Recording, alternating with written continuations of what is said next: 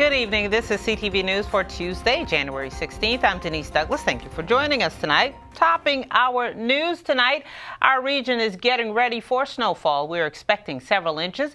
It is going to begin falling overnight and go through the rush hour, which means things could get pretty messy in the morning for commuters.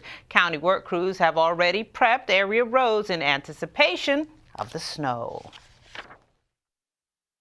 With the temperatures being below freezing, it could be problematic with some of the roadways. Now, keep in mind, the roadways will be pre-treated, but still with the temperatures that low, there may be some slick spots, especially over bridges and underpaths and roadways like that. That said, you'll want to give yourself plenty of time to get to your destination tomorrow, and as always, drive carefully. In politics, state lawmakers take aim at Trump administration's tax plan. Dozens gathered in Annapolis to discuss three pieces of legislation that they say will mitigate the effects of the federal measure on Marylanders. The bills would restore personal exemptions, limit the estate tax, and make changes to charitable contributions. As it stands now, Trump's plan would negatively affect many taxpayers in the state. The leaders of the House and Senate say the goal is to protect Marylanders. It's no secret that states like Maryland, New York, California, Massachusetts, and New Jersey have all been adversely affected by the federal tax bill. So we're here today to say we're out here in front. We want to work with everybody, but we want to have a solution by the end of the 90-day session, how we can help Marylanders retain their tax dollars. Marylanders under this federal bill, pushed by Donald Trump, pushed by the right wing of the Republican Party, imposes double taxation on people of Maryland so that Marylanders are going to be paying taxes on the taxes that they pay to the state of Maryland. 360,000 Marylanders are going to be adversely affected by this bill. This bill rewards corporations. The bill on Capitol Hill rewards corporations. It rewards people in the 1% bracket and leaves the people in the middle class behind. The corporate bill goes on forever, adding a $1.5 trillion debt to the United States government, and the so-called relief to the little people gets phased out in 7 years. This is the first step in what we're going to do. Miller says lawmakers are also considering joining other states and attorneys general in suing the federal government over the tax plan.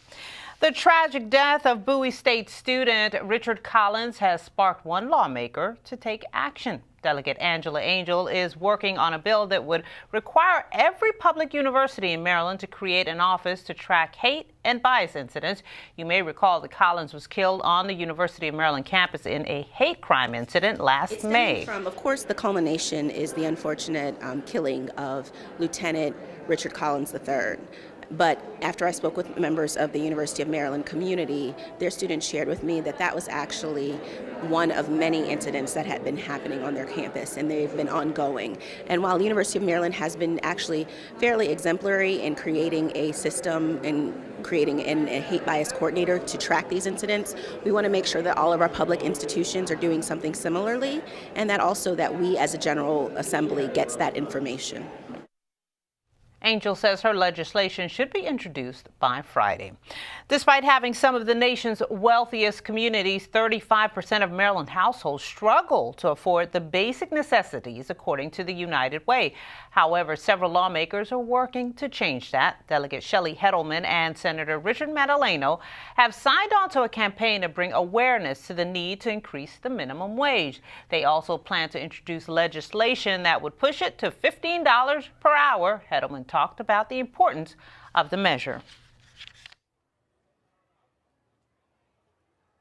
I think that lower income workers haven't really had the opportunity to experience the economic recovery, and it's because they haven't benefited from it.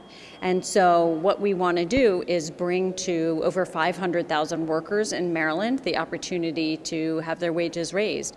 We think it's a win-win, both for them personally as well as local economies, because what we know from when it's happened in other places is that people take that additional money, and it would be about $4,600 per worker by the time it's phased in, and they spend it back in the local economy. So it goes back to local businesses. Second of all, it also helps businesses retain employees.